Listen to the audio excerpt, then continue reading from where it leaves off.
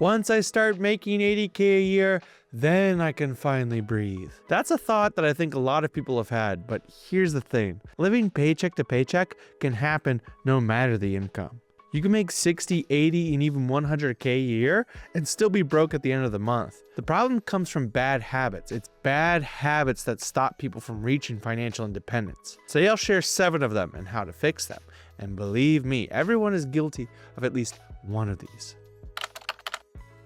So you're climbing the ladder, things are going well, the pay is good, but your bank account isn't budging. You can't save enough, you have zero safety net, and you still feel like you're scraping by. This is called lifestyle inflation. You make more, but you also spend more. You think, since I earn more, I can afford more restaurants, a pricey gym membership, fancier gifts. In the end, new expenses eat up your extra income. You end up stressing about money just as much as before. And if you think about it, what's the point of grinding so hard if life's not getting any easier? Sure, it's great to treat yourself and your family, but you aren't working for your future well-being. You're working for status and instant gratification. What's the fix? Track your money coming in and going out. Write down the essentials like bills, groceries, rent, insurance, and so on and so forth. Set aside the cash needed for these. After that, start building a safety net. Save at least 10% of your monthly income for an emergency fund. You never know when life might throw you a curveball. Plus, you'll sleep better. Then, write down your long-term goals and save a part of your income for that. This may be a down payment, taking care of a huge debt, or buying something you've always dreamed of. And only after this do you take a small amount for fun money. This approach keeps you motivated. You can still enjoy restaurants, food delivery, and nice things. They just won't burn a hole in your pocket and leave you with nothing. Will it feel like a downgrade at the moment? Maybe, but nothing beats the feeling of being financially stable. Let's move on. The second bad habit has to do with credit cards. Credit cards create an illusion of comfort, but the key word here is illusion. You have to pay back every cent you borrow, often with huge interest and fees. You have to remember, it's not free money, you'll have to pay it back. A lot of people get their paycheck, pay off the card, and then pull money right back out because they need it to survive. It's a vicious cycle that you need to break. But how? First, you need to stop the bleeding. Stop spending on the card if you can. Otherwise, you're just running in circles.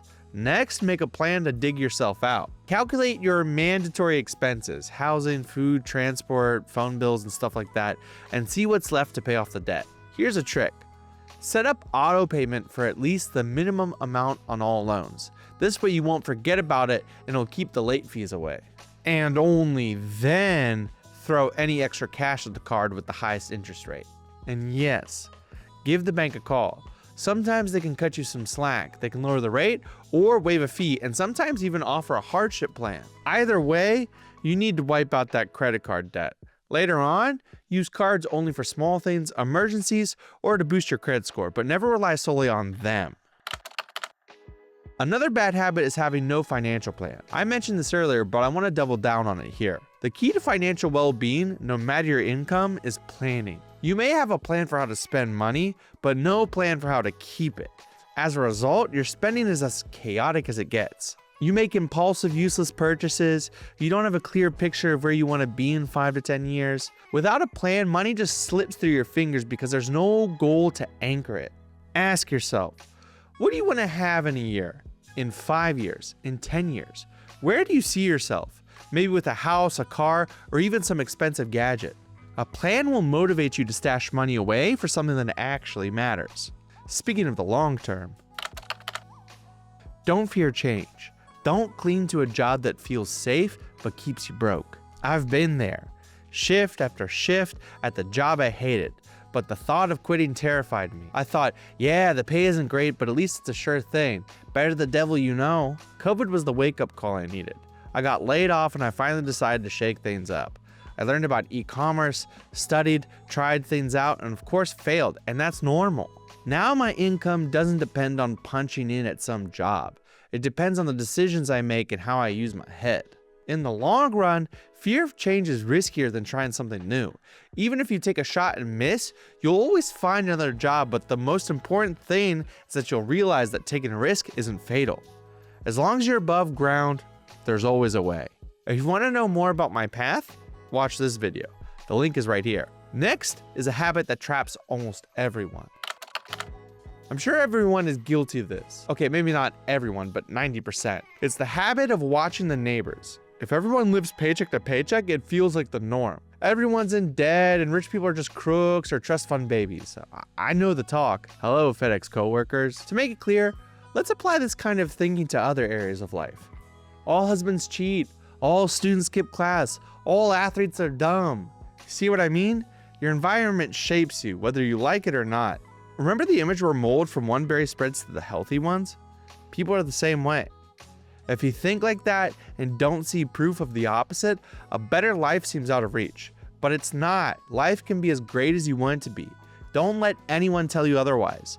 And no, I'm not preaching some magic positive thinking stuff. It's just about tuning your mindset. Try changing the station to one where people aren't complaining 24/7. Follow the lead of people who have what you want. Learn from them. Hang out with them. And your life will level up so fast, you won't even notice it. Okay, next habit. Finance is a scary topic, I get it, but you can't bury your head in the sand forever. The problem is you aren't trying to understand it. But bills keep coming, prices go up, and your credit score does its own thing. While you put off learning about money, you pay the price, literally. You pay extra interest, fines, and waste money on oops moments. Being financially illiterate is common. Schools don't teach this stuff enough. But to manage your money, you don't need a PhD in economics. It's much simpler and way less scary than it looks. Here's the cheat sheet. Know where your money actually goes every month. Have a plan. Know how credit cards and interest work so you don't get ripped off.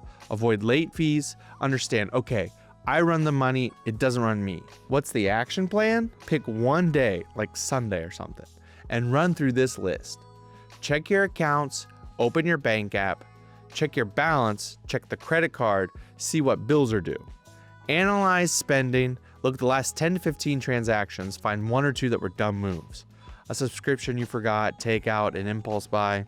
Every week, do one thing that helps the future you. Set a bill to autopay. Cancel a useless subscription. Cap your spending on coffee or eating out. Transfer $20 or $50 to your emergency fund.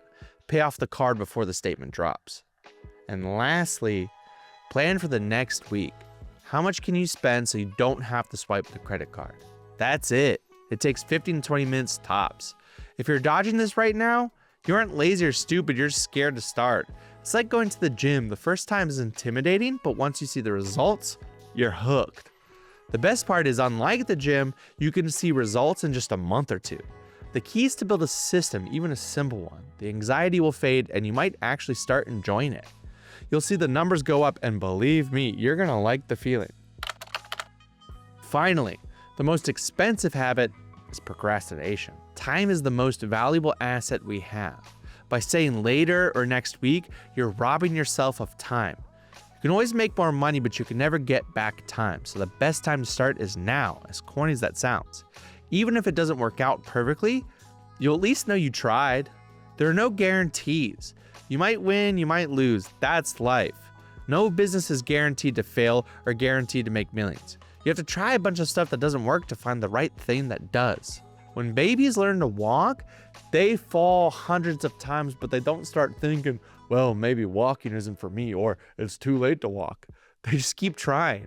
Plus, kids learn to speak without textbooks. It doesn't matter if it's Japanese, Arabic, or Russian. So if you can walk and talk, believe me, you've already done the hardest part. You know how to reach a goal. To wrap this up, let me say it again. Financial independence isn't a lottery ticket or luck. It's the result of good habits and having a system. And it's not nearly as hard as it seems. I hope this video brought you some value. If it did, hit the like button and subscribe. Drop a comment and tell me which habit is holding you back the most. All the best, be blessed, and I'll see you guys next time. Peace.